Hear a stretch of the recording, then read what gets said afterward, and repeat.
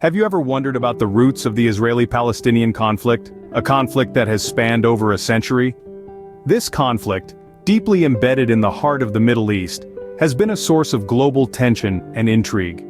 Its complexities are vast, interwoven with historical, cultural, and political threads that can seem nearly impossible to untangle. Yet it's these very complexities that make understanding the conflict so crucial. This isn't merely a dispute over land or resources. It's a clash of narratives, identities, and long-standing grievances that have been passed down through generations. In this journey, we aim to provide a concise overview, not to simplify or reduce the conflict, but to illuminate its major events and ongoing issues. From the rise of Zionism and Arab nationalism to the continuous struggle for peace and justice, we'll explore the milestones that have shaped this enduring conflict. Join us as we walk through the timeline of this ongoing conflict. Our journey starts in the late 19th century with the rise of two powerful ideologies, Zionism and Arab nationalism. Zionism, founded by Theodor Herzl, was a Jewish nationalist movement that sought a homeland for the Jewish people in the land of their biblical ancestors, Palestine. Fueled by centuries of anti-Semitism and the dream of a safe haven, Zionism gained traction among Jewish communities around the world. At the same time, Arab nationalism was taking root. This was a movement seeking to unify the Arab peoples under one flag, with the central focus being independence from the Ottoman Empire and other colonial powers. Arab nationalists saw Palestine as an integral part of the Arab world and were opposed to any foreign control or settlement. These two ideologies were on a collision course, and the stage for this clash was set by the Balfour Declaration of 1917. In this document, Britain expressed its support for the establishment of a national home for the Jewish people in Palestine. The Arabs, who constituted the majority in Palestine, felt betrayed as their aspirations for independence seemed to be overlooked.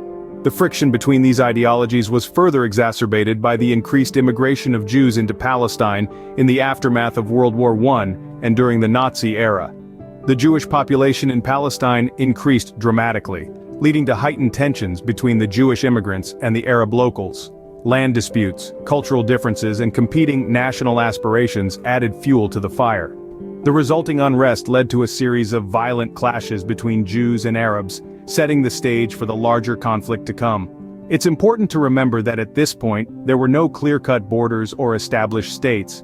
The land was a patchwork of communities with different cultures, religions, and aspirations. These were the sparks that ignited a century-long conflict. The ideologies of Zionism and Arab nationalism, intertwined with the political maneuvers of colonial powers, laid the foundation for what would become one of the most complex and enduring conflicts of the modern era. Scene script.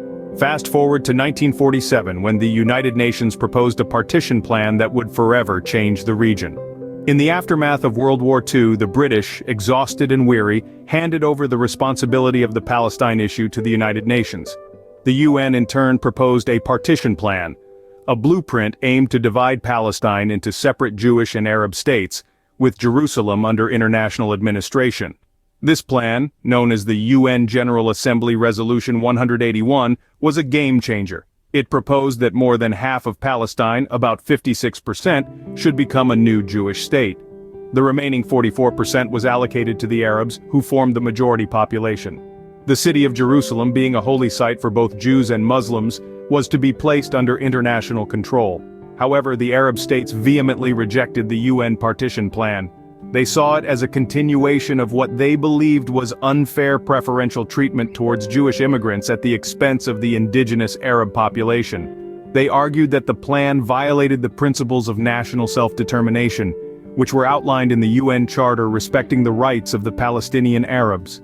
This disagreement led to the eruption of the 1948 Arab-Israeli War, also known as the War of Independence or Nakba, depending on which side of the narrative one adheres to. The war pitted the newly declared State of Israel against a military coalition of Arab states and Palestinian forces. It was a bitter and bloody conflict that resulted in a significant number of casualties on both sides. When the dust settled, Israel emerged victorious, expanding its territory beyond the UN-allocated borders. Approximately 700,000 Palestinians were displaced, marking the beginning of the Palestinian refugee problem. The war left deep scars and engendered a legacy of animosity that still reverberates in the region today. The 1948 war ended with Israel expanding its territory, leaving a bitter taste in the mouths of Palestinians. In 1967, tensions escalated into what is now known as the Six-Day War. It was a brief but intensely significant period in the Israeli-Palestinian conflict. The war ignited when Israel preemptively attacked Egypt, fearing an imminent invasion coordinated by Arab nations. Within 6 short days, Israel successfully defeated the forces of Egypt, Jordan, and Syria, demonstrating its formidable military power. The war's brevity belied its lasting impact. Israel seized control of the Sinai Peninsula from Egypt, the Golan Heights from Syria, and most consequentially for our story, the West Bank and the Gaza Strip from Jordan and Egypt respectively. These territories were home to a substantial Palestinian population, and their capture by Israel dramatically altered the dynamics of the Israeli-Palestinian conflict. The aftermath of the Six-Day War set the stage for what we now refer to as the occupation. Israel's control over the West Bank and Gaza Strip introduced a new and complex set of challenges. The Israeli government began establishing settlements in these territories, a move seen as illegal under international law. Yet the Israeli government justified it as a necessary measure for security reasons and historical religious claims. The Palestinians living in these territories found themselves under Israeli military rule. Their lives were dictated by a complex system of permits and checkpoints, their freedom of movement severely restricted. Economically and politically, they were at a disadvantage, fueling resentment and resistance against the Israeli occupation. The Six-Day War, though short, was a turning point in the Israeli-Palestinian conflict. It redefined the geopolitical landscape of the Middle East and sowed the seeds for a protracted and deeply entrenched conflict. It transformed a primarily political and refugee crisis into a territorial dispute that has proven difficult to resolve.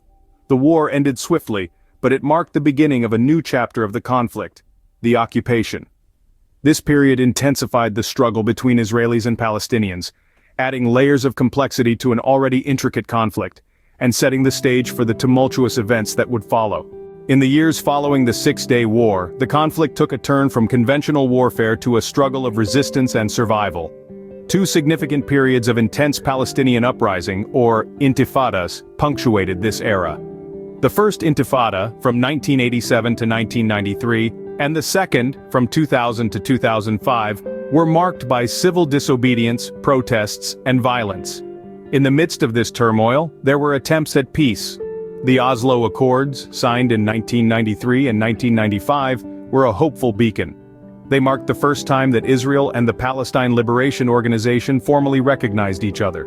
The accords aimed to establish a framework for future negotiations and called for the gradual withdrawal of Israeli forces from parts of the West Bank and Gaza.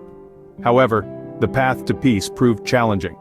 The Camp David summit in 2000, while initially promising, ended without an agreement. The issues of Israeli settlements, the status of Jerusalem, and the right of return for Palestinian refugees proved too contentious. These issues remain at the forefront today. Israeli settlements in the West Bank continue to be a major point of contention, as their expansion is viewed by Palestinians as an encroachment on their land. Jerusalem's status is also hotly debated, with both sides claiming the city as their capital. Meanwhile, the question of whether Palestinian refugees and their descendants have the right to return to their homes in Israel remains unanswered. Despite numerous attempts at peace, the conflict remains unresolved, with both sides holding onto their narratives and claims. As we reach the end of our timeline, the Israeli-Palestinian conflict persists with no definitive solution in sight. What started as a clash between Zionist aspirations and Arab nationalism has evolved into a struggle marked by wars, intifadas, and peace processes that, thus far, have failed to yield lasting resolution. From the UN Partition plan that sparked the first Arab-Israeli war, to the Six-Day War that left an indelible impact on the region's borders and politics, the conflict's history is a mosaic of power shifts and territorial disputes. The Intifadas and the peace processes have showed us the complexity of this issue, with peace tantalizingly within reach, only to slip away time and again. The ongoing issues only add to the complexity. Settlements, borders, security, the status of Jerusalem, and the right of return for Palestinian refugees are but a few of the unresolved matters that keep peace at bay.